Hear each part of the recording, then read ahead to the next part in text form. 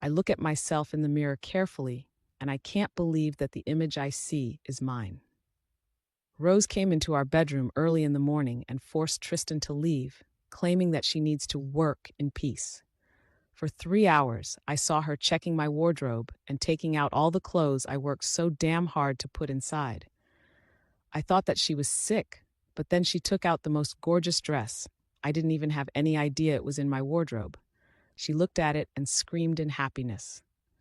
Eureka! I knew that Tristan bought this beauty from the mall that day, and she shows me the dress she chose for me. Everyone in the Crescent Moon pack knows that Tristan claimed me and marked me, and after the affectionate show, he puts every single day in front of everyone they look at me as their real Luna. But the most strange thing is that no one has anything against it. On the contrary, they seem terribly pleased with this possibility, and some of them even ask me to mark Tristan and end his misery. What misery? Tristan lives his happiest moments, and when we are not making love, he is searching for me and holding me in his arms. This last week it was from a Disney fairy tale, but regarding Crescent Moon pack members, what's wrong with these people? It's a funny game, I can't deny it. I was born to be a Luna, but they pushed me away. And now I'm going to attend the Alpha's gala and represent the pack that hated me. I let Rosie do her artwork, because if you ask me, I will go in jeans and sneakers, and when she leaves my room, she is all smiles. Tristan will die seeing you like this, she said, hugging me. See you later, Zoey. I don't want him to die. I want him to live a happy life and continue the good job he is doing right now. Are you ready? Tristan asks me from behind the door. Immediate, I say as I apply a delicate lipstick on my lips. I take one last look in the mirror and run to the door. As soon as I open the door, I see Tristan with his mouth open looking at me and analyzing me from head to toe. Is there something wrong? Something is wrong. Tristan looks at me as if 10 heads have grown on my neck, and my name is Hydra. I see him swallowing and his Adam's apple moving up and down and then putting his hand in front of his pants. I immediately see that his face starts to blush. Did Tristan Mayer blushed? Slowly I look down at his agitated hands, which seem to be trying to hide something in front of his pants. What the hell? Does he have an erect? I caught you, scoundrel, Tilly says and starts to laugh like a mad wolf. What? I ask her in shock, but Tristan starts to cough and he hits his chest as if he can't breathe. Tristan, are you okay? I ask him again. This time he seems to be recovering and nodding. Zoey, you look. And he looks at me with lust in his eyes. You are so beautiful, he tells me, coughing again. Are you sure everything is fine? I ask him and come close to him, placing my hands on his chest and grabbing his tie to arrange it a little bit. Did I tell you how beautiful you are? He asks me, laughing. You are the most beautiful woman I have ever seen, Zoey. I can only stand still as my cheeks turn red. I look really good in the clothes that Rose convinced me to wear on the gala. I wear a cutout crepe maxi dress from Monote. You can never go wrong with this kind of dress at a party. The dress has shoulder pad inserts, a damn low back, and cinched waist.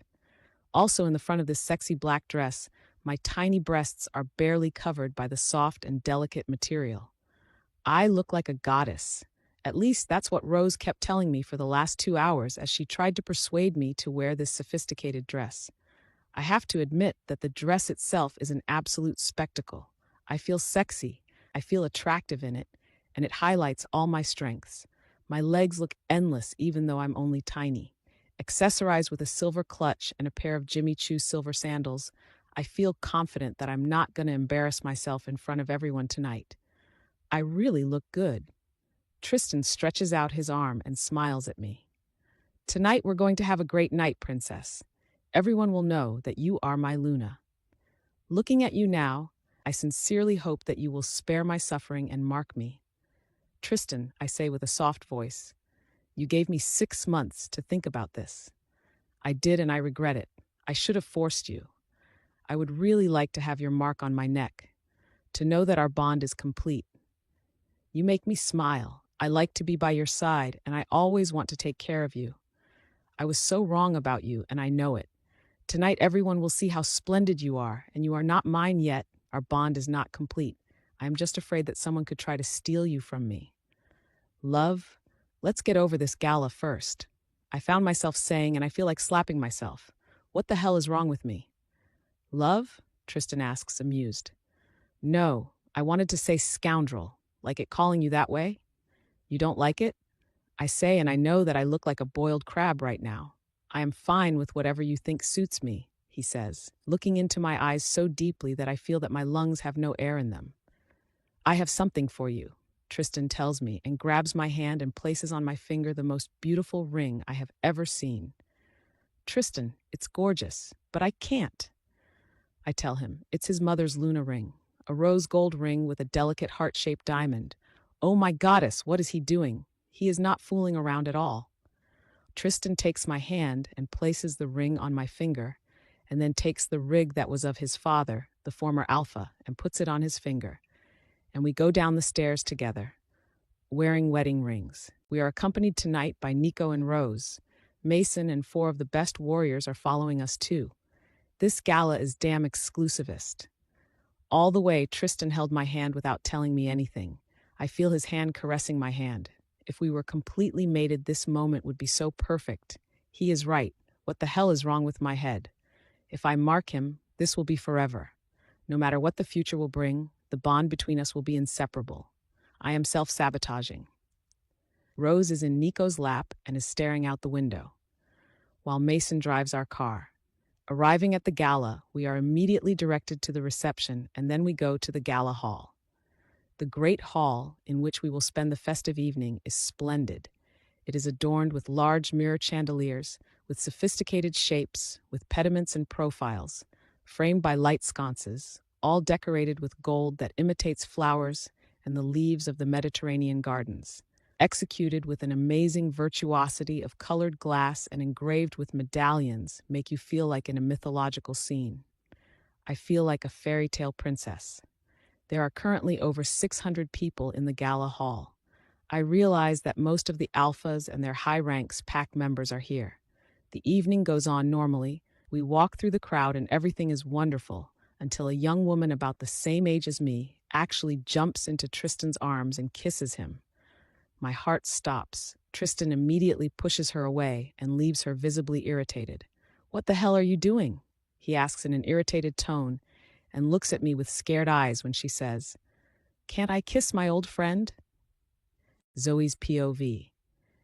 Can't I kiss an old friend? Says the woman, ignoring the fact that Tristan is holding my hand in his hand. Sandra, Rose steps in and gives this woman a threatening look. If you have vision problems, I recommend a good ophthalmologist, because you must probably see that my brother is holding hands with his Luna. If you are stupid, I am afraid that there is nothing to do in your case, so I suggest you to fuck off. And the moment she said that, Nico pulls Rose in his arms, and the alpha of one neighboring pack comes closer. You're what? Cried the stupid Sandra. This dwarf is your Luna? She says, already full of nerves, drawing attention around us. Sandra, meet my Luna, Tristan says seriously. What is going on here? Says Alpha and looks at us, and Tristan places an arm around my shoulders, hugging me. Alpha Bush, nice to meet you again, he says, but the Alpha looks at Sandra and gives her a hard gaze. Are you giving me a headache again, Sandra? And scolds her in front of everyone. No, father, says Sandra nervously. So what happened here?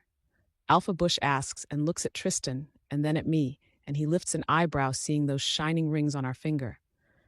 I understand, he says laughing, and motions to Sandra to leave. Forgive her, Luna Mayer, he tells me, and I was going to correct him, but Tristan's hand is squeezing my shoulder, making me stop.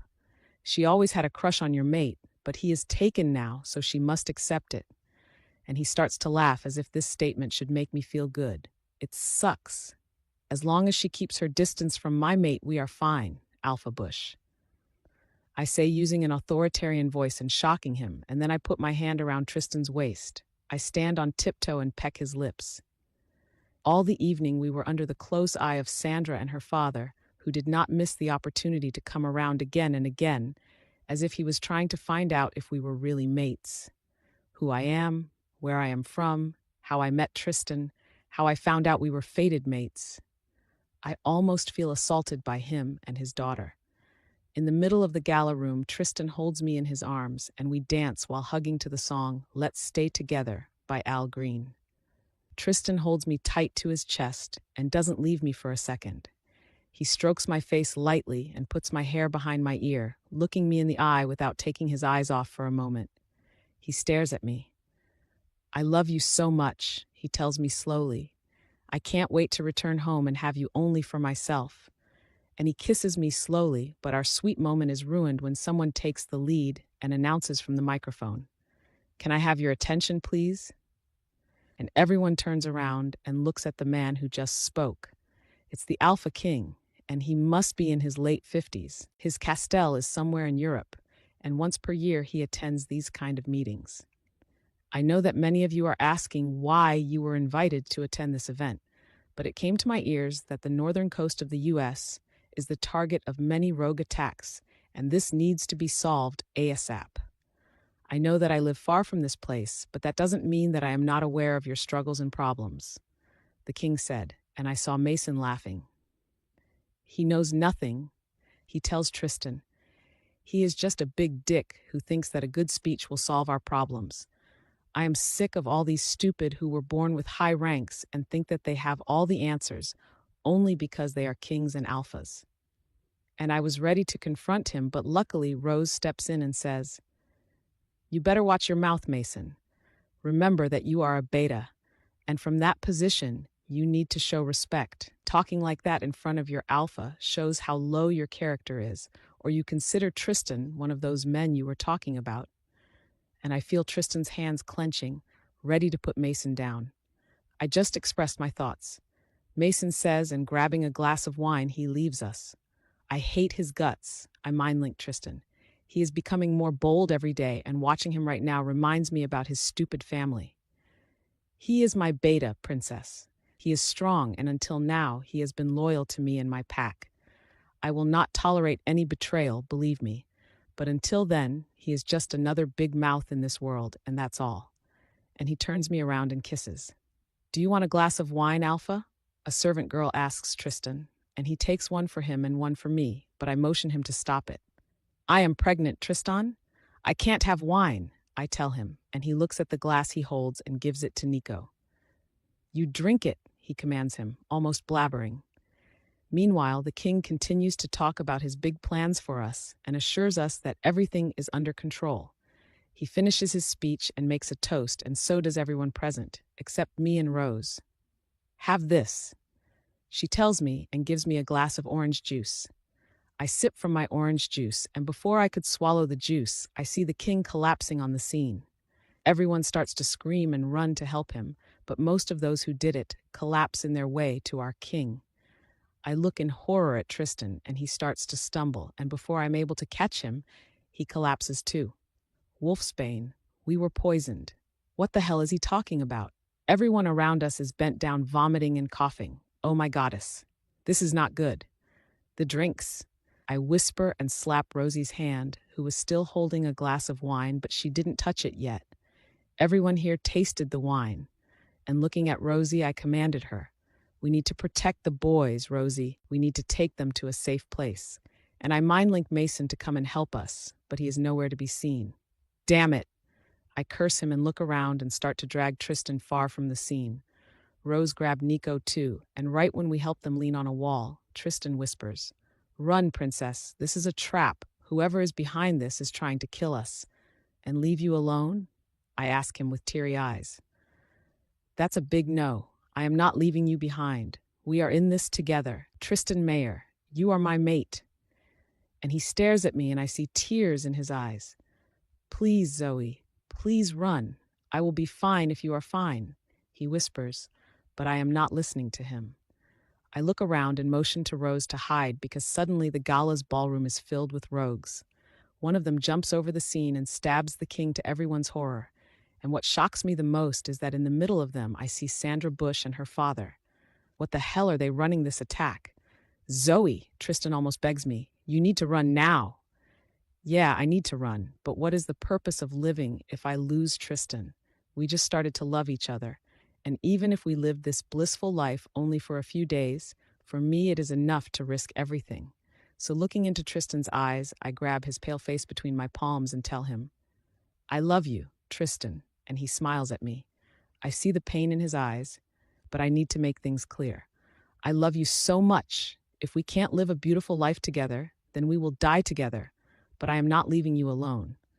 And I kiss him, but before I could detach myself from him, I hear Rose screaming, Don't touch her, bitch. I turn around in panic just to see Rose held in the air by Sandra Bush. You are so pathetic, Rose Mayer. Nico tries to crawl to help her, but Alpha Bush hits him hard, making him knocked out. Well, everyone is collapsed or dead, and those who can still focus are watching us as if their only hope is in me and Rose. 2 young women against a horde of rogues. I slap Sandra Bush's arm, forcing her to leave Rose alone, and I step in front of her, growling. What the hell do you want? How could you work with rogues and attack our people? She starts to laugh, and I am sure she is kind of insane, because she looks like one. I wanted Tristan Mayer, but he humiliated me. Me! And for whom? For someone like you? Our boss said that we can't touch her, a rogue says to Sandra and her father, but Sandra ignores him. I don't care. He can have the land, but this stupid is going to die today. And she elongated her claws and hit me hard. I feel the blood gushing out of my shoulder, and it hurts like hell. Tristan is screaming my name. Rose does it too. Was this all? I had a few days of happiness, and that was all? I stumble and hold my shoulder. I recover a little bit while Tilly fights to heal me with all her force, and I stay straight in front of this mad woman. I turn my head and smile at Tristan, who shakes his head. Everything will be fine, I whisper. I love you too. No, Zoey, please, he begs me and crawls in my direction, but Alpha Bush hits him. Damn Wolfsbane.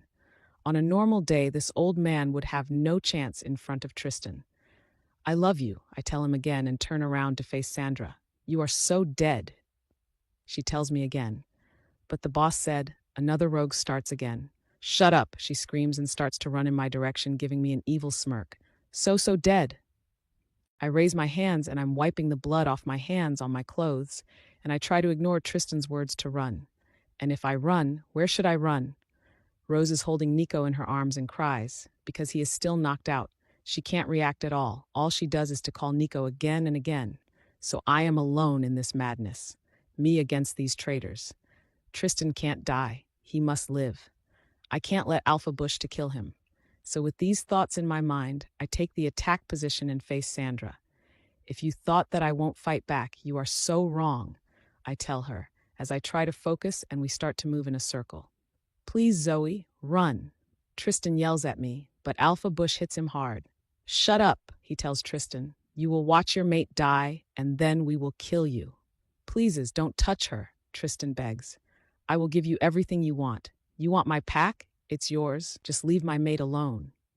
And my heart stops hearing him, but Alpha Bush laughs in his face. I don't need your pack. Your pack has another owner. What I want, it's you out of my view. I need to get rid of you so I can extend my pack. You will never allow me to do it if you are alive, but after your death, the new alpha of the Crescent Moon Pack will do it. What the hell is he talking about? Everything is a bad dream. I can't wait anymore, so I run in Sandra's direction, and before she could react, I hit her using all my force.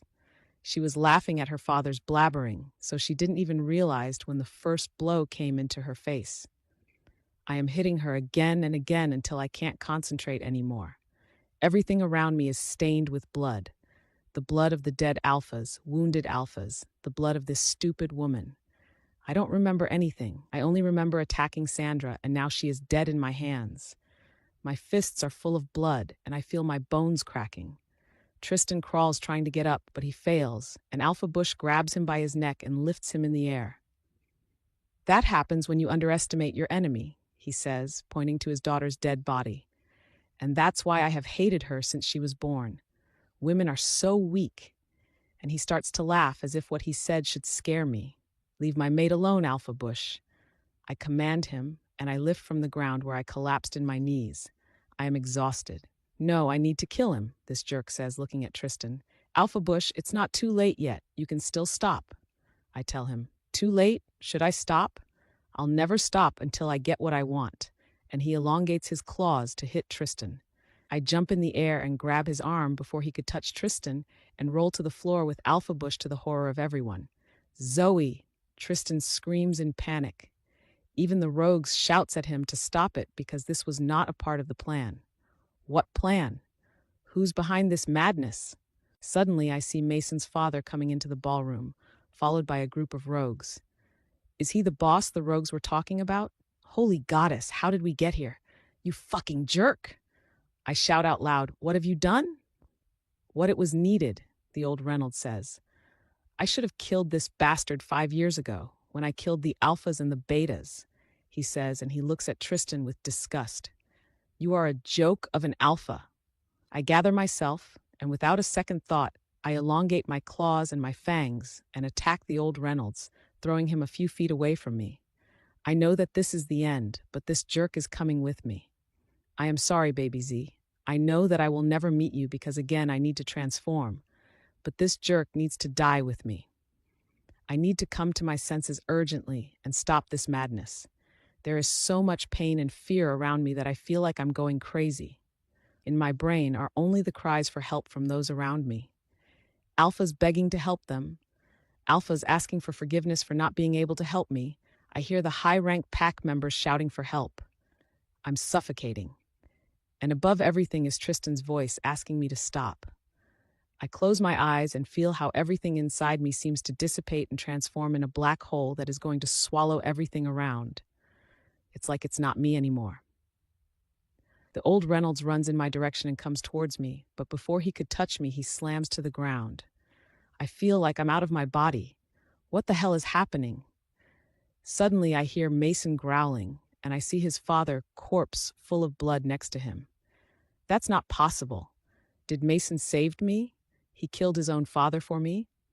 I feel a strong wave coming from me, and I start to hear noises that seem to be the product of ice cracking. The windows shatter and the building shakes. My head hurts so much.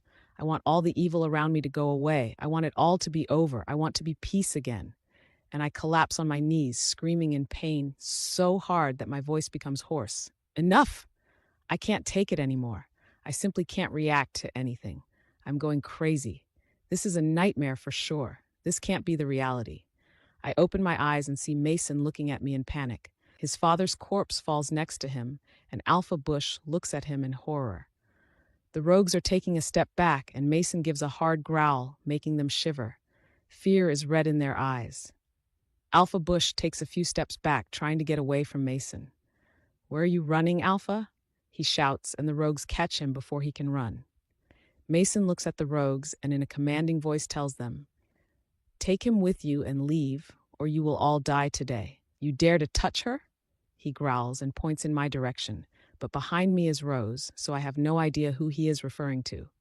"It was your father's plan," one of the rogues said. "He wanted you to take over the Crescent Moon Pack and kill the entire Alpha's family," and Mason curses. "I knew it was a trap," he says. "Are you kidding me? Are you going to act like you didn't?" Alpha Bush asks, but in an instant, one rogue hits him hard. "Do you have a death wish?" Mason asks him, and he stares at the rogues as if they are mind-linking, but that must be impossible. And before I could explore this idea, the rogues run away, taking Bush with them. I asked for help. Mason tells me and he tries to take me in his arms, but I ignore him, and pushing him away from me, I run to Tristan and pull him in my arms. "I love you," I tell him, ignoring everything around me. "I told you that everything will be fine." He nods and places his head on my chest, and lightly he wraps his weak arms around my body. "I thought that I was going to lose you," he whispered. "I am here," is all I am able to tell him. I hold him, and in a few moments, the ballroom is filled with warriors and doctors, and we are taken to the hospital. Rosie goes with Nico, who has started to come back, and I am following Tristan to the hospital. "I am sorry, Zoey," Mason says. He is sorry for what? It was his father who was behind this stupid plan, not him. Why is he so sorry? It was his sister who tried to kill a few days ago, not him. But what has this to do with him? "You save us," I tell him while the doctor starts to take care of Tristan. I am not leaving his side. I am going to hold his hand all the time. "This shouldn't have happened." He whispers ashamed, but right then I look at him and ask him, "Where the hell were you, Mason?" And I just realized something. I mind-linked you when they attacked us, and you didn't answer." He stares at me as if I just caught him lying, but in the next second says, "I was with a woman," and ignored his Lunas? That's bullshit. But I am alive. Tristan is alive. So are Rosie and Nico and all the warriors that followed us, so I let him go for the moment. "Luna, the doctor calls me. We need to send Alpha to his ward and put an IV to eliminate the wolfsbane." "Do it, doctor. And after you make sure my mate is fine, I need a checkup too." I tell the doctor, but first help my mate. I turn around and look at Mason, who watches me with an intense gaze. "You have a lot to explain, Mason," I tell him. "There are things that don't really add up in my mind. Right now, everything is chaotic. I owe you my life because your father or Alpha Bush would have killed me, but still nothing makes sense." Mason just nods at me and says with calm, "I will explain everything." Hell, he will. It took the doctor a few hours to take out all the wolfsbane, and when he checked on me, I was already healed because Tilly did a perfect job. Baby Zed is healthy, so all I need right now is to see Tristan recovering. I'm sneaking into his bed and hugging him as I place my head on his shoulder, closing my eyes when suddenly a loud thunder breaks the silence. It's raining again. Of course it does. All the dramas in my life happened when it rained. The raindrops hit hard in the window, and it makes me anxious. My heart starts to beat harder and harder, making me think that maybe even more drama is waiting for us. And before the despair could grab my mind and my heart, I feel Tristan's fingers caressing my face. "I am here, princess," he whispers. "Everything will be fine." "Are you sure he is fine?" I asked our PAX doctor, who just finished checking on Tristan in our bedroom. After we left the hospital where he was sent after the attack, we returned home and he refused to be admitted to the PAX hospital. "Yes, Luna," and he starts to put back in his bag all that medical stuff he brought with him. "You have nothing to stress about. He is perfectly fine." And now, after 3 days since he ingested the wolfsbane, there is no more danger for him. And before he could add more, Tristan motions him to leave our bedroom. "He was just doing his job," I told him and hugged him. "Well, he did it, and now there is no need to see him," Tristan tells me and lifts me in his arms and places me in his lap while he takes a seat on the sofa from our room. He pecks my lips and I am lost in his touch. He is calm but stressed at the same time, and that makes me think that maybe he is not fine at all. He is just pretending. "Tristan," I whisper and detached my lips from his, but he stops me. "I am physically fine, princess. Believe me." And pointing to his mind, he added, "But here is a mess. I have no idea what the hell happened. My own pack member was behind the attack. The Alpha King is dead because of someone from the Crescent Moon pack. He worked with rogues and our enemy neighbor, and I knew nothing. He has a point here, but no one is accusing him of anything. He was so close to death, and his friends too, Rose too, and Mason, and now he is pissed off. The way he acted, the way he looked at you, I hate it. And he looks in another direction, but I know what he meant. I hate it too." "You know," I utter. "Back then, when our parents were killed, he was with his father and some of our warriors. Their sons were with us today. What if? And what I am going to ask is something that will change everything if it is true. What if Mason knew it, Tristan? If he was behind all this, I am killing him, Zoey," Tristan says. "He was my friend, my brother. He and Nico were family for me, but if he knew about his father's plans, I am done with him." I want to ask him more, but someone knocks at our door and I see Rose and Nico popping their heads in. "What's with that face?" She asks Tristan and comes with Nico and jumps in the middle of our bed, motioning to Nico to come close to her, and as soon as he is doing it, she leans in his arms. "Mason," I start to explain. "He was strange," Rosie says, because Nico doesn't remember much as he fainted because of the wolfsbane and his wounds. "He acted like all his mission was to save Zoey. I mean, it is his job as a beta to protect Luna, but also it was his job to protect Tristan, to protect me, and he ignored us. His gaze was all the time on Zoey." I feel Tristan's fingers clenching in my hips, and I grab his hands before he will give me bruises. "If you ask me," Nico says, "it is impossible for him to have no idea about his father's plans. The old man said that he did it for Mason to become the new Alpha. Also, he said back then that he chose someone as his mate. What if he has a crush on Zoey, man? And Rosie looks horrified at me. Bring him here, Tristan says. I am not going to postpone something that is related to my mate's safety. If he dares to think of her in another way than like his Luna, he will pay for that. And he was already growling as he said that. He acted like he hated me all these years. I tell everyone. And yet, in the 3 days ago, he acted like was in love with me. If he has some stupid plan in his mind, Tristan, I want him out. I don't want him around me. She is right, Tristan. And Rosie gets up. And you know what? Bring the jerk in your office now and let him explain everything. We can't allow another traitor in our pack. 1 hour later, in Tristan's office, we were facing Mason, who looked at us with a confused gaze. I knew you will do this shit, he tells Tristan, and looking around, he takes a seat on an empty armchair. He sits crossed legs and looks at me. At me, not at Tristan. I am happy that you are fine, he tells me. And that's because of you, I add and hug Tristan while Mason is watching us intensely, but that's all. He doesn't react more. Yeah, it is. And Mason leans his head back and closes his eyes. This man is damn creepy. What the hell is wrong with him? Tristan places me in his lap as he takes a seat on his alpha chair, and looking intensely at Mason, using his alpha command, he asks him, There is no need to fool around, Mason. Tristan starts. I will be direct, because your actions at the Alpha's gala are open to interpretation. Before I will confront Alpha Bush, I need to talk with you, for the sake of our old friendship. Bush is dead, Mason says, and this time he looks at Tristan. It must be the rogues. We found him 2 days ago in the woods.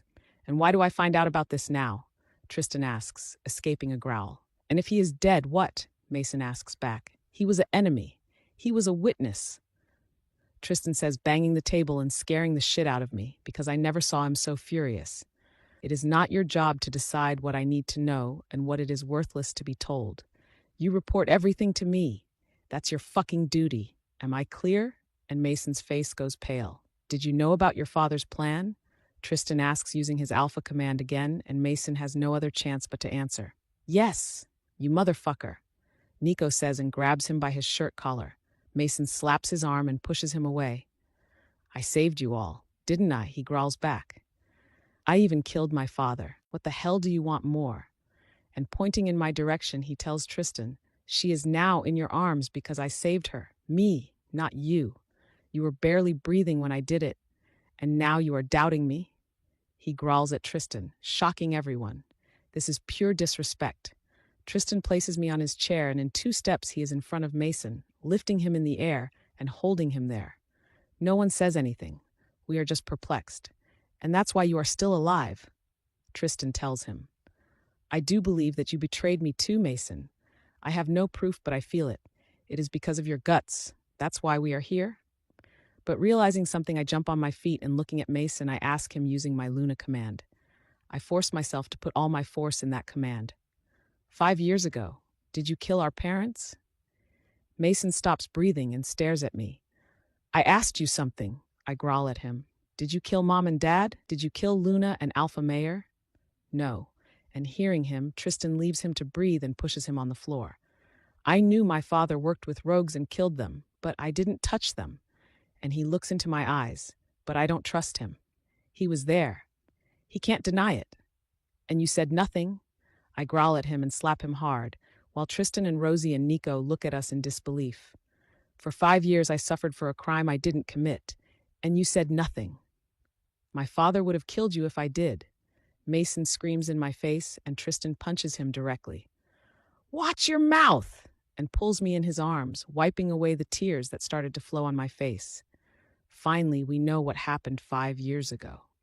It was my father's plan, Mason says in a whisper. And now, too, I tried to stop him, but he did it anyway. And now with the gala, he said that he would kill you if I won't keep my mouth closed. But I couldn't do it. I needed to stop him. I needed to save you. Mason says, and he is talking to me, not with the gang. He needed to save me. But before I could ask for more answers, Tristan lifts him from the floor and looking into his eyes, he asks, Since when do you care about my Luna so badly? Yeah, Mason, Rosie says, pissed of. Since when do you care about her? And there is only silence.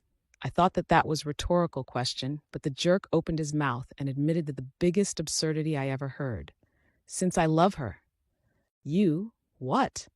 Everyone literally yelled as soon as he said that absurdity, but Mason looked into my eyes and said, I have loved you since forever. You don't deserve as a mate someone like this jerk.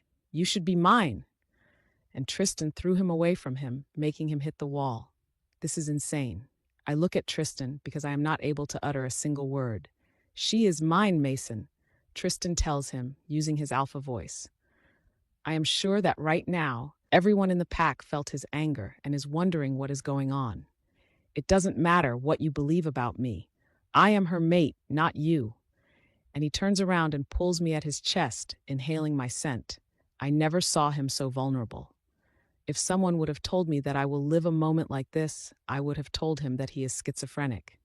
I am yours. I mind-link him and place my head on his chest. How could you accept him? Mason suddenly asks me. After everything he did to you, you accepted him. I can see that. You will really become his Luna. In some way, he is right. Tristan is not different from Mason.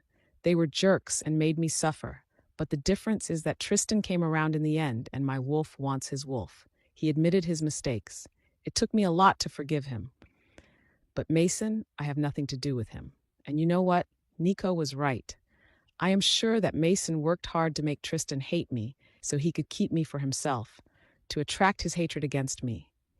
If it wasn't the bondmate, Tristan would have never cared about the truth. So looking at him, I say with calm, I never loved you, Mason. I never even liked you. Since we were kids, you have been stalking me. I don't know what made you think that we could work together, but that was, and it is a big no for me. Mason clenched his fists, and trying to reach me, he growled. Do you even have any idea how much I risked for you? But before he could touch me, Tristan punches him again, and Nico runs and puts him down, holding him tight in a position from where Mason can't escape. The force doesn't count in this point. Bitch! He curses me, and this time Nico hits him hard. I should have let my father kill you too 5 years ago, he suddenly says, making us block in our tracks. What the hell does he mean? I saved you again and again, and this is how you repay me? Mason shouts while he is struggling to escape from Nico's grip. But no matter what he says, he can't make me accept the idea that what he did was related to love. No, that's a fucking big no. What Mason did is manic behavior, paranoia, erratic outbursts. That's not love, but mental disorder. He killed and manipulated those around him. I can't even stand to look at him. So taking a step back, I walked to Rosie and hid my face from Mason. Don't act like this, Mason yells. Everything I did was for you. I even killed my father for you. I even killed my own sister. What the hell is he talking about? Dana was banned, Rose says, but Mason starts to laugh. I killed her for Zoey. And Tristan grabs him and forces him to stand up while he is holding him by his neck and Nico with his arms on his back. She was unstable. I couldn't risk her to live in the same world with you. Tristan, Rose says with a trembling voice. Make him shut up, please. I can't hear him anymore. He is too much. You and Nico were my brothers, Mason. Tristan tells him, this time with calm, but I am able to feel his pain. I trusted you with my own life. I would have died for our friendship while all you did was to work behind my back. I am able to understand why you hid the truth because your father. It's about the blood tie. But killing people, working with rogues, trying to steal Zoey from you even after you knew that she is my fated mate. Mason, that's unforgivable. And right at that moment, the door opens and 6 warriors come inside the office, grabbing Mason from Tristan and Nico's hands. My father was right about you, Mason laughs. You are not an alpha material. You are weak. You don't have the guts to do what needs to be done. Oh, Mason Reynolds, Tristan says, looking at him. Here you are wrong.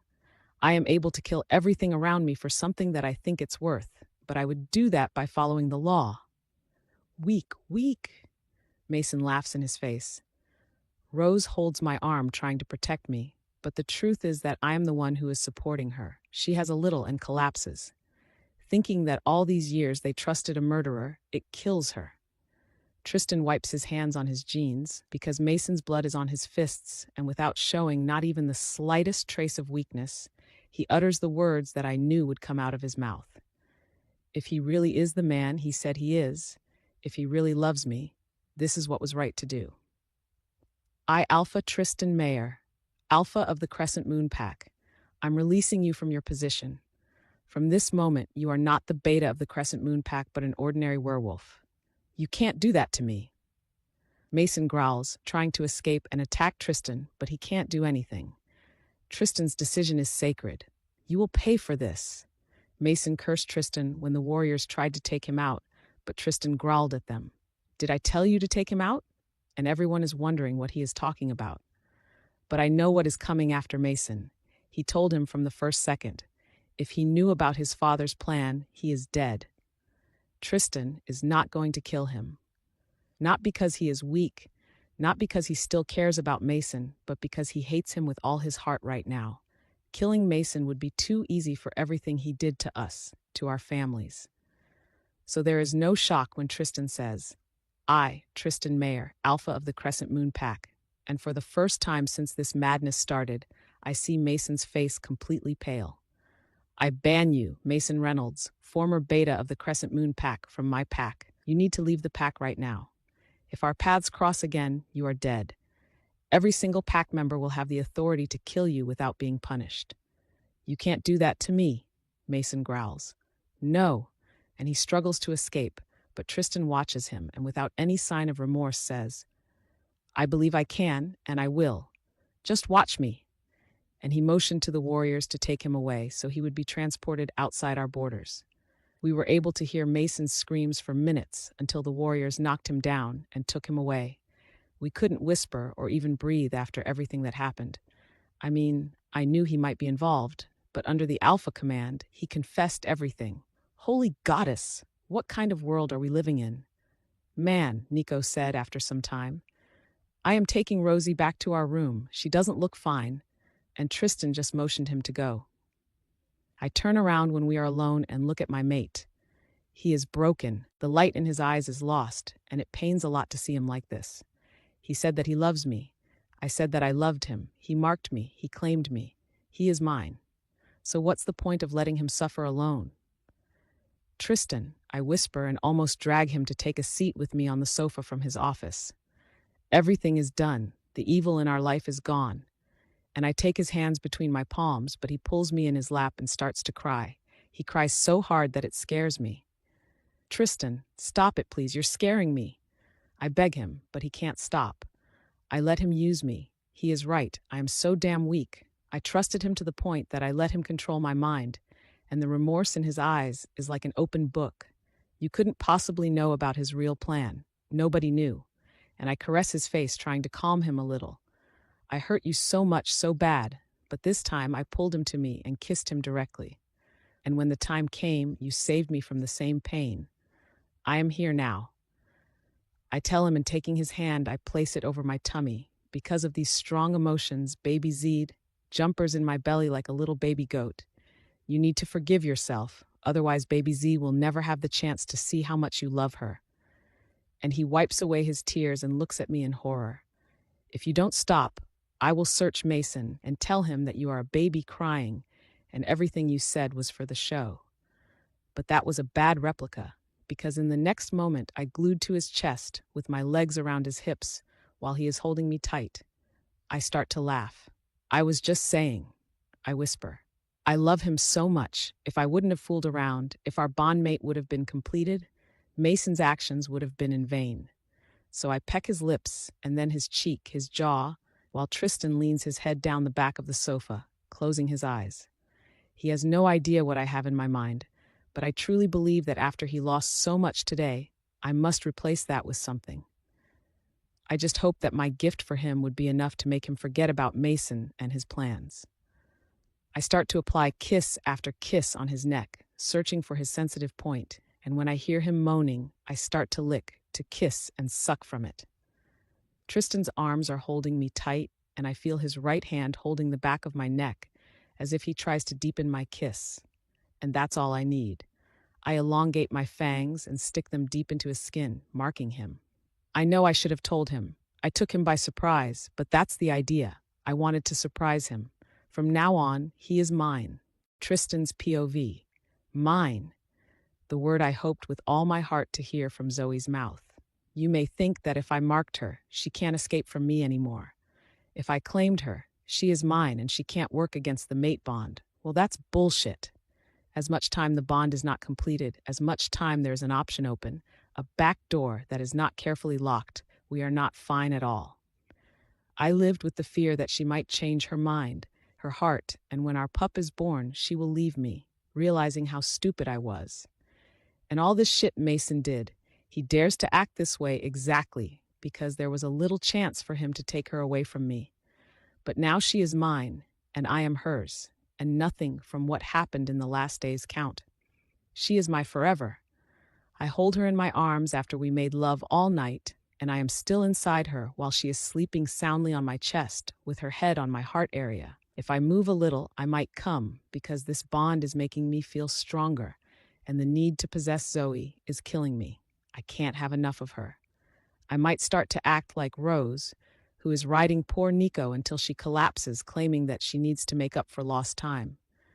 But Zoe is pregnant, and that's not an option for me. My fingers are running on her back, caressing her perfect skin. When she starts to giggle and lifting her head just a little bit, my eyes are meeting with hers. "Hi, handsome," she whispers in Goddess. I can't control myself and move just a little bit, taking her deeper. "Tristan," she whispers. I am raw, for goodness sake. We did it for hours. But before she could complain about this, I rolled her off, laying down next to her. We lost that closeness, so she came closer, snuggling into my side. She pecks my lips and closes her eyes. She is smiling. I can feel her smile on my lips. "From now on," she says, still with her eyes closed, "we need to be happy. Promise me that nothing bad will happen. Promise me that our life together will be perfect." "I promise you," I tell her, and I stare at the ceiling. I am smiling. I must look like an idiot right now because my jaws are hurting because of this large, stupid smile I have on my face, but I can't stop myself from smiling. I am happy. I start to imagine our life together, waking with her in my arms every single day, just as we did it a few moments ago, making love, cuddling her, protecting her, taking care of our pups together because I am not going to stop. Baby Z is just the beginning. I want more pups with her. "Tristan, you act stupidly," suddenly Zoe says, making me realize that I spaced out. "Are you okay?"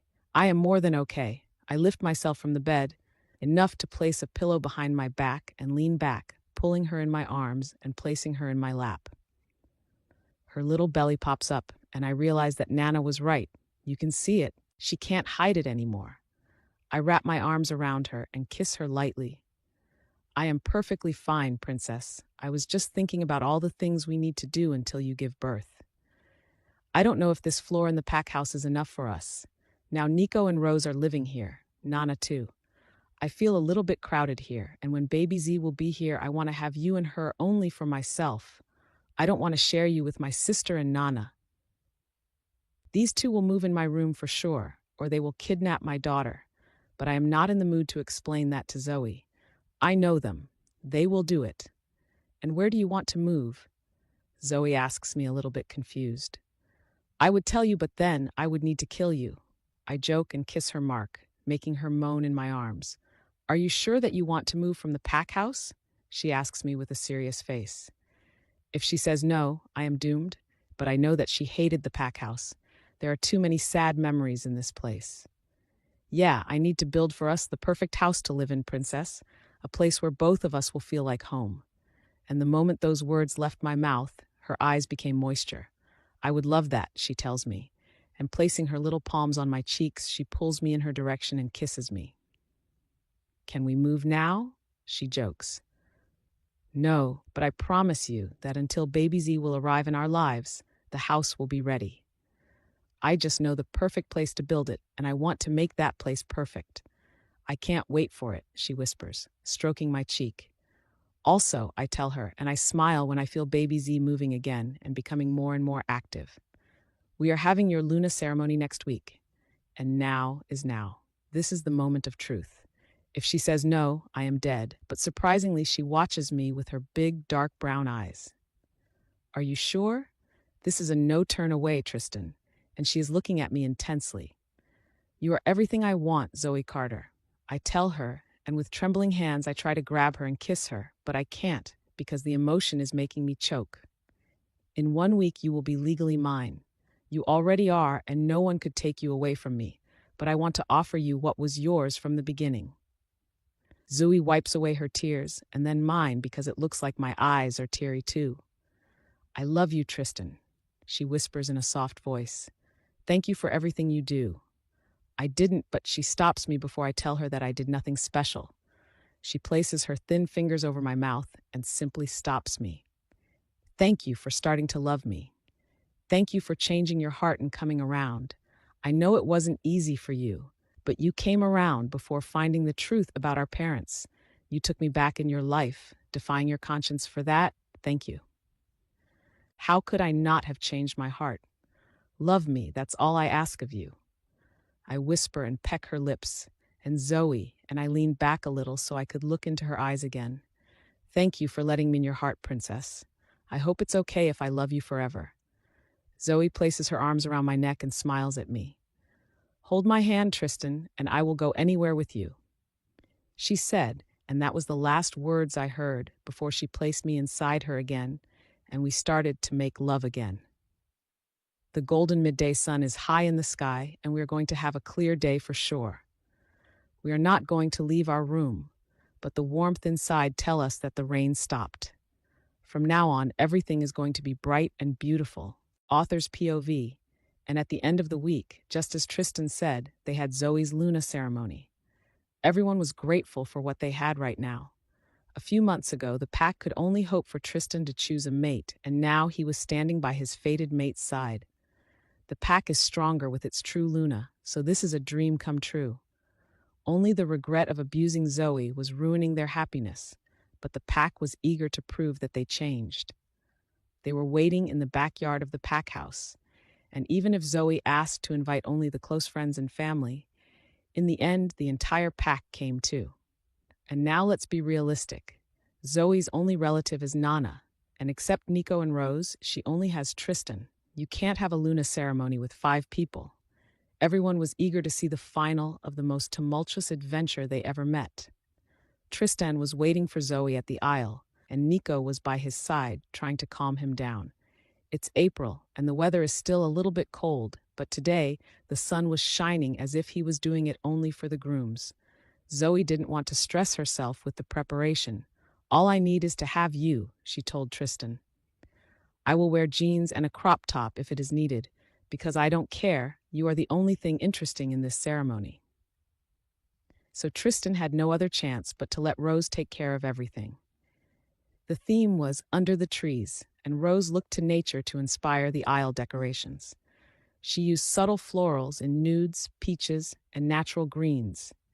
The finished look was a nod to the area's canopy of trees and blends beautifully with the rest of the space, as she chose to place the aisle under 2 large trees, where their canopy was like a large arch.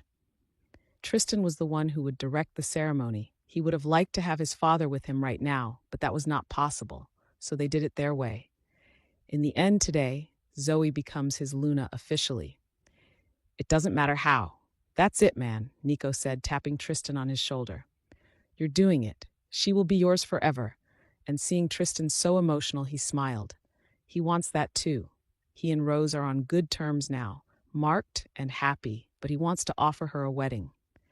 Right now, everyone is busy restoring the pack and making it strong after everything that happened with Mason. Nico is working damn hard to fill in the role Mason had in the pack, and until Tristan will choose a new beta, he can't put in practice what he has in his mind for Rose. But he will marry her. And with this thought in his mind, Nico watched as the pack house's door opened and the music started. Rose was the first one stepping outside. She was wearing a Vera Wang open-back silk dress. The dress was embracing her slim body, revealing every curve she had. She was like a Victoria's Secrets model, walking with confidence and smiling at everyone, but most at Nico. The dress has a V-neck and open back with strap details, side slits, and is floor length. Nico watched her with his mouth wide open. She must be the most beautiful woman in the world, he thought for himself. I am so glad that she's got you, Tristan told him and looked at Nico. No, man, I am the lucky one. She made my existence brighter. Without Rose, I thought that I am happy, that I don't need anything, but after she came into my life, I realized that she is my happiness. Nico said and smiled at Rose while she was approaching the aisle. But before he could react behind Rose, Zoey appeared. As soon as she stepped in, everyone's breath stopped. Nana was crying her heart out, looking at her with a lot of pride. Zoey was like her own child. Rose helped her to choose the dress, and she wore a custom Givenchy gown, which featured an elegant boat neck and minimalist design. It was a simple dress, in simple and clear lines, but that simplicity suits Zoey like a glove. She was perfect. Her long hair was braided in a loose bun and was wearing Tristan's mom wedding tiara. "You are so beautiful," Tristan told her and pulled her into his arms as soon as she was in front of him. She smiles all the way until she reaches Tristan, and the moment she is in front of him, she places her arms around his neck because she knows that he is going to kiss her. "We are not there yet," Nana said from where she was watching them. "I am sorry, Nana," Tristan said, without taking his gaze away from Zoey. "I missed her already," and hearing him, Nana rolled her eyes. "We don't have to explain why we are gathered here today," Tristan says when he lets Zoey breathe and detached his lips from hers as he looks at those who came to see the Luna ceremony. "Marriage is an act of will. Even if the mate bond is beyond our nature, in the end, we have the free will to accept or reject what the goddess prepared for us. To remain in a mate bond, it requires a commitment to care for another person. The mate bond is not only about desire. If that's all, you will not reach here at this point where Zoey and I are right now." Tristan looks at Zoey and he couldn't be more happy. "Before Moon Goddess Gaze, our pack members, our friends and our family, I ask you, Zoey Carter, from now on, Mayor, to affirm your willingness to enter the covenant of marriage and to share all the joys and sorrows of our life together and our relationship, whatever the future may hold." And he couldn't help himself and pecked her lips again. Tristan looked in Zoey's eyes and said, "Princess, when I am with you, everything else fades to the background. You flood my senses with joy. You are my life, my greatest gift. I'm so lucky to call you mine. I pledge today to have all the patience and passion that love demands. In the laughter and in the silence, I'll be forever by your side." And he couldn't stop himself and pulled Zoey in his arms and kissed her with all his heart. "I love you, Princess." "Not now, for goodness sake," Nana said, making everyone laugh. "You are ruining her makeup." But Tristan didn't give a shit. From today on, nothing and no one could take her from him. "I am sorry to interrupt," Nana said, "but we need to hear Zoey's oath too if you want her to be your Luna." And that made Tristan stop from kissing her. 5 more minutes, and he will kiss her again. "Tristan," Zoey said and looked into Tristan's eyes.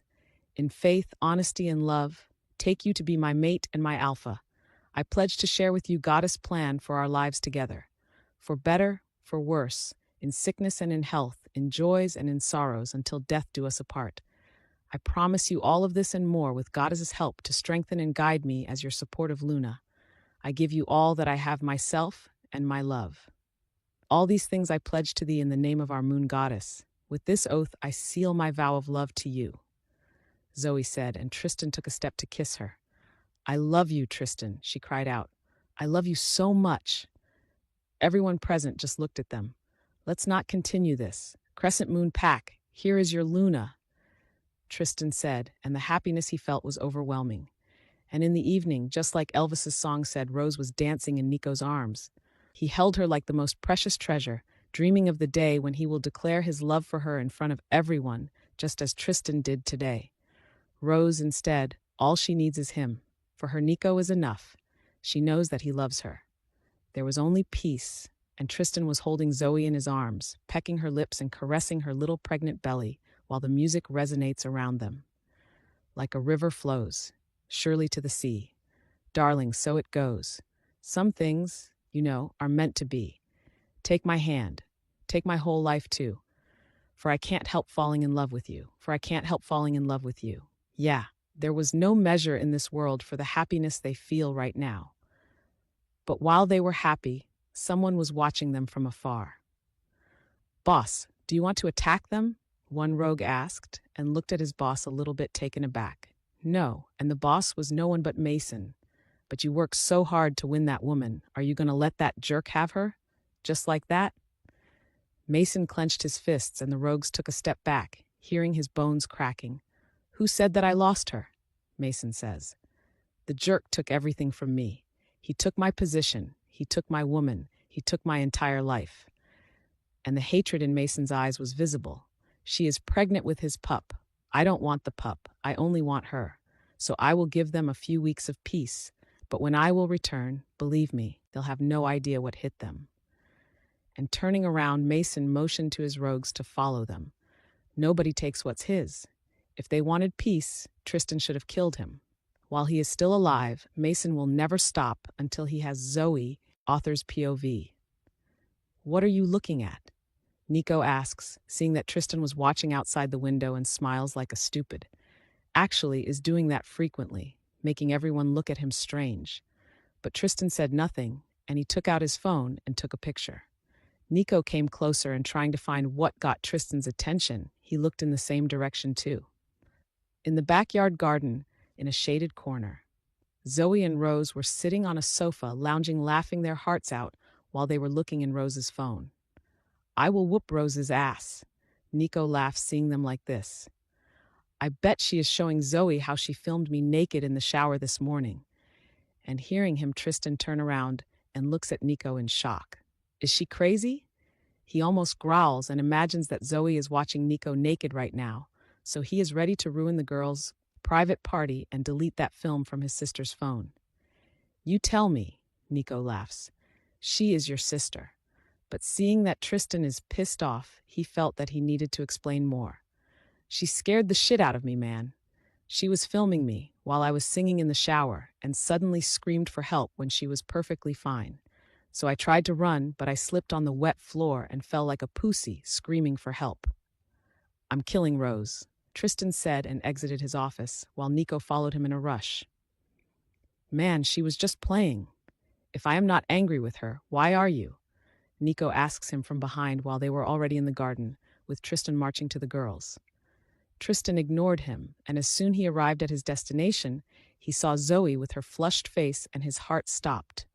She is all pink because she saw Nico's naked body? So he asked her with a serious face. What the hell is going on here? Zoey didn't sense him until he spoke, because she was laughing so hard, but hearing him, she turned around completely and smiled at him. Tristan, Rose just showed me the funniest video ever. And she motioned him to take a seat close to her, while Nico did the same thing with Rose, but not before giving her a suggestive look. Look, she whispered and gave him Rose's phone. Nico was in the shower, with his back to the camera, and you could only see a silhouette because of the steam, and suddenly Rose started to scream in horror, Rogues, rogues! He would have laughed, but imagining what is next, Tristan only frowns and looks at Rose. Just wait for it, love, Zoey told him. Love, a word that can erase any note of jealousy. Your Gamma is such a pussy, you know? And she points to the phone's screen, and Tristan sees Nico grabbing a towel before he exits the shower and starts to run, but in the next second he slips on the wet tiles and falls in his nose. That's all? No naked ass? No dick in the air? And Zoey and Rose laugh their hearts out. What the hell, man? Tristan asks Nico, calming down a little. You actually screamed? It's her fault. Nico pointed to Rose, who was still laughing, and pulled her in his arms. I didn't think to anything else, but only about that she is in danger. You are so sweet, Rose tells him, pouting her lips at him. You were ready to fight bare ass just to save me. And she starts to laugh even harder. What's with this face? Zoey whispered and kissed Tristan's cheek, but he pulled her in his lap and started to inhale her scent. I thought that you saw Nico naked, Tristan whispered, and both Rose and Zoey looked at each other in horror. And why the hell would I show my sister-in-law a video with my mate naked, Tristan? Goddess, you are so gross. And she shivered, horrified, only thinking about it. Because you are always pranking us, and I know what you stupid head thinks, he asks her. But this time Zoey places her fingers over his mouth. Enough, Tristan Mayer, that's not the case. Rosie is the sweetest and we have our limit. Watching this guy naked, she says, pointing to Nico. It's out of limit. Until is not anymore. Tristan blabbers in a whisper. Stop taking nonsenses, Zoey tells him again, and she is ready to get up because she feels the pull to beat Tristan, but he holds her in her place and starts to caress her pregnant belly. I got jealous, he confesses. Forgive me. No, apologize to Rose, not to me. It is her birthday and you are acting this way? And Zoey pouted her lips, annoyed by his attitude. Forgive me, Rose, Tristan says. I don't know what got me. We are just tired, man. I mean, I am, and you are too, working all day long and taking care of Zoey and baby Z. And at this rate, in 2 months when she is going to be born, baby Z will be an orphan. We need to find a solution for Mason's position, Nico tells him. We both are doing his job and our jobs, and this is too much at this moment. And Tristan just stared at him. He is right. Since he banned Mason, all the hard stuff that comes with the beta position was in charge of Nico, most of all in Tristan. What is going on here? Nana asks as she approaches them. She is doing really great right now. Living in the pack house for the last 5 months and not in poverty helped her to recover quickly, and now she can have short walks without help. They are complaining that they are tired of taking care of us, Rose mocks the boys. We didn't say that, Nico says and looks at her. We need a beta for this pack, that's all. We have one if you ask me, Nana says and takes a seat on a sunbed close to the rest of the gang. We have what? Nico asks, perplexed, thinking that the old woman is sick again, this time in her head. A beta. We have one, and she looks at Tristan, who smiles at her. Man, Nico whispers, I think that we need to take Nana to the hospital. She is imagining things. But Rose gently pinches him and beckons him to shut up. She looks at Tristan, waiting for his answer because she knows what Nana means, and she completely agrees with her.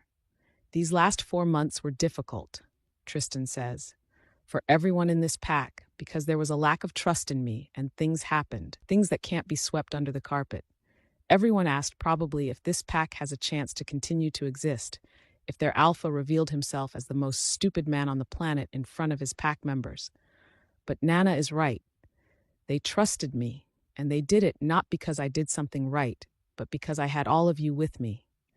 And he smiles at Zoey and kisses her gently. Zoey, claiming, made them realize that I am worthy, or at least I am not as jerk as they think I was.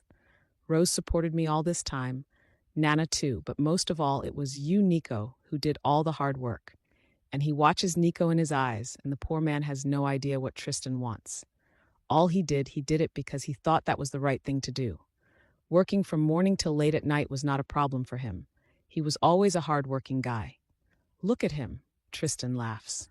He has no idea what I am telling him. And Tristan placed Zoey back on the sofa and got up. He walked to Nico, and before he could react, Rose went close to Zoey and Nana and watched the most important men in her life.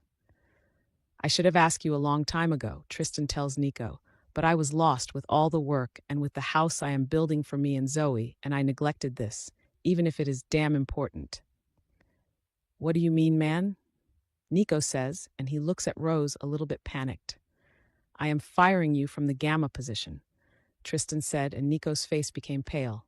I mean, he is Delta blood in reality, and he became Gamma when Reynolds took over the Beta position after Zoey's dad died. He doesn't care about the rank in the pack, but he rejected Rose because he was only a Gamma, and now he is not even a Gamma anymore. Poor Nico said, thinking that somehow he deserves to be dismissed because no matter how hard he works, he can't deal with everything it needs in the pack. I am sorry, man, he whispers in the end.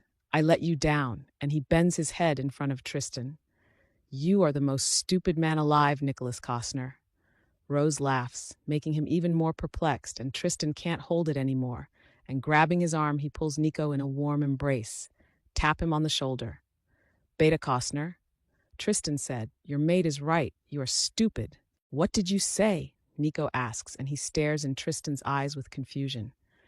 Congratulations, man, Tristan tells him. You are my beta from now on. I already mind link everyone in the pack, and tonight at Rose's party, we will announce everyone officially about your new position. But, and Nico turned his head in Rose's direction, who was mouthing him that she loves him and was jumping like a kid in front of her birthday present. But nothing. I decided. I have no idea why I postponed this for 4 months. Maybe exactly because you took care of everything and I didn't feel Mason's leave at its real intensity. And this time, Tristan was serious. What about my position? Nico asks him when he calms down a little. If we don't have a gamma, nothing changes, Nico confesses, and he is damned right. You can choose one of our warriors, Rose tells them, but Zoey disagrees. No, they were Mason's men. They were always together, and I don't trust them when it comes to the security of our pack. Then, and Rose pouts her lips annoyed. Nico is right. We are in the same shit. He will continue to work till midnight. Is there anyone who you trust? Nana asks them. I mean, I agree with Zoey regarding most of the warriors. Those who were in close contact with Mason shouldn't have the chance to be in high ranks. It's too risky. We will not allow what happened with Mason to happen again. It's true that without proof they are still innocent, but until they prove that they are honest, you shouldn't allow them to find important things. Then who do we trust? Tristan asks. Johan? Zoey answers. Yeah, he is fine, but he is a doctor princess, Tristan explains to her. I trust him with our health, but not enough to let him become a gamma. Daniel Sinner? Nico asks. He is Delta now. He could work. That's a scoundrel, Rose said this time. He is a good warrior, but he is not even able to organize his own life. I saw him whoring around just like Mason did. I don't want to see him every day in the pack house. Is him the one who fancied you? Zoey asks her, and the moment she did it, both Nico and Tristan looked at Rose in horror. He did what? Nico gets up and Rose runs after him, stopping him. Hey, stop it! It was a few months ago when you rejected me and he thought that he had a chance with me, but I kicked his balls and that was enough to make him avoid me. Let him be. Man, anyone but Sinner, Nico tells Tristan. It looks like we lack good and trusting pack members, Nana said, disappointed. Because of that jerk, now you are in that stupid position that we blow even in yogurt for fear of getting burned. And all five stood there and thought about who could take the gamma position. They were taken aback, and there was no one who could show himself worthy for that position, when suddenly Nico's little brother showed up. He is 18. He found his wolf 3 months ago, and he is the craziest wolf Crescent Moon Pack has. Always joking, pranking everyone, and killing Tristan's and Nico's brain, but a damn good warrior. He is young but very powerful for his age, and he started to work as a warrior 3 months ago. Who died? Jack asks and looks at everyone, but seeing Rose, he makes a happy dance and asks her, Girl, what's with that face? Did my brother ruin your birthday? Just give me a chance. I told you that you got the wrong Costner, he joked with her. But in the next second, Nico slaps his head. Suit yourself, Jack, he growled at him. She is your sister-in-law, and you can't have her. And in the next second, he pulls Rose in his arms, securing her. Well, I am more handsome than you are, and younger. But this time, Tristan slaps his head too. Jack Costner, do you have a death wish? Do you have plans with my sister? You are constipated, Jack growls, pissed off. I was just joking. I will never take my brother's mate, and he knows that I am waiting for my fated mate. But you two have anger issues. You need therapy. And the moment he said that, Tristan tried to slap him again, but Zoey stopped him. If Rose doesn't want you, I will take you, Jack. I am fine with you, she said and winked at her, and Jack sent her a blowing kiss. That's it. I am killing him, Tristan said and tried again to grab Jack, but Jack took a step back. You two are the girls of my dreams. Jack continued to mock the boys, and walking to Nana, he took her hand in his hand and sat close to her. But I will take this lady. She's the best. And he started to laugh. You are impossible, Jack, Nana told him and shook her head. Just take care with these two bullies because they will beat you sooner or later. But, sweet Nana, Jack joked, who will protect the damsels in distress if I die in these men's hands? Tristan looked at Nico, and he was at his limit. Your brother is annoying, man, he whispered, and returned to the sofa and placed Zoey again in his lap, while Nico did the same thing with Rose. You two are just envious, Jack joked again. Keep dreaming, Nico told him. But this time he smiled, because he knew his brother. He was a pain in his ass, but at the same time he was playful and up to his tricks, making them laugh. I just wanted to tell Rose happy birthday, Jack said. You are hiding her from me all day long, Jack tells Nico. You are sweet, Jack. Thank you. Rose said and smiled at him, but Jack annoys them again in the next second. Can I kiss you, Rose? It's a happy birthday kiss. And as soon as he finished that, Nico splashed his glass of water on poor Jack. Jack Costner, I am strangling you, he growled. Zoey was laughing hard, and Rose too, but when Jack got up and said, glad to help you solve your anger issues. We are brothers after all. They looked at each other, and the same idea came to mind. You know what? Zoey said, looking at Tristan. Jack might be exactly what we are looking for. Princess, you know that I love you, but he just turned 18, and he has no experience in the pack. He is still a kid. Tristan said, and everyone became mute. Jack Costner as Crescent Moon Pack's Gamma? Experience for what? Jack asked, and he looked at Tristan and then at Nico, realizing that this might be something important. Nico looked at his little brother frowning, but thinking about this possibility and sensing this, Rose hugged him and pecked him lips, helping him to calm down. I think that Zoey is right. We will keep everything in our family, because the kid has been our family since I became Nico's mate. And he may be young, but he can learn, and he is strong. You saw him training, and he damn right for that position if you will teach him how to do it. He's been training with Nico since he was a baby. He watched him training the warriors. He can make it. What the hell are you all talking about? Jack asked, and he got scared realizing that everyone was watching him, squeezing their eyes, so he got up, trying to drift away before they would eat him alive. Love you, Rose, he said, and was wicked at him. I need to find a cave and move on, because your mate cast an evil eye on me. I will defend you, Jackie boy, Rose laughed, but right when Jake was ready to leave them, Tristan commanded him. Turn around, Jack. Poor Jack peed on his pants when he heard Tristan's alpha command, but he did exactly what Tristan asked him to do.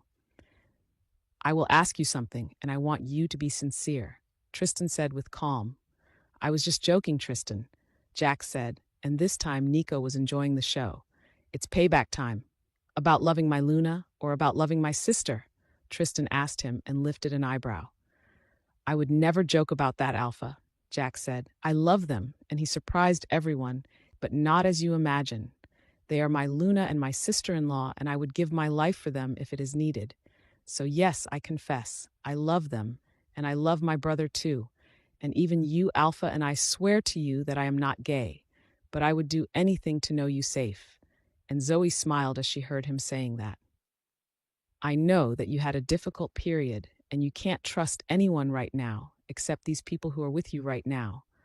I know that I am young and stupid, but I am not malicious, so I'm sorry if I offended you. I was just joking. I respect you, and I respect them too much. Tristan watched the boy intensely, making his heart almost stop, and then he watched Nico. What do you think? This might work. If we teach him, he will be loyal. And Rose is right, he is family. He is one of us. He is my little brother, man, Nico says, and he stops for a second. I want him out of danger, and the Gamma position will put him in the front line when the danger comes. But he is loyal, and he really loves all of us. Since he was just a little boy, all he dreamed about was to grow up and be a great warrior, to make the Alpha proud of him. Tristan looked into Zoey's eyes, and she was smiling at him in such a sweet way that his heart became still. Tristan, Rose said, this would be a great birthday present. And she pointed in Jack's direction, making him perplexed. So we all agree? Tristan asks for the last time, and everyone nods. He's holding out his hand to Jack, who is staring at it, having no idea what to do, but Tristan made everything clear in the next second. I am waiting for you in my office tomorrow morning, Gamma Jack Costner, Tristan said, and Jack's came off. I am the new Gamma of the Crescent Moon Pack? He asked when he came to his senses again. If you accept, yes, you are, Tristan told him and started to laugh. Thank you, man, Jack said, almost crying. Thank you. I will make you proud of me. And you too, bro, he said, looking at Nico, who was tapping his shoulder. Just go, Jack. We will see you tonight when we will announce the pack. And he motioned for him to leave. Jack takes a few steps, enough to be sure that there is some distance between him and the boys, and turns around as he says, Thank you for this opportunity, man. I was so scared. I thought that you were offering me a menage a trois adventure. And he starts to run quicker than a heartbeat, because in the next second, Tristan was up trying to grab him while he was growling. I am killing you, Jack.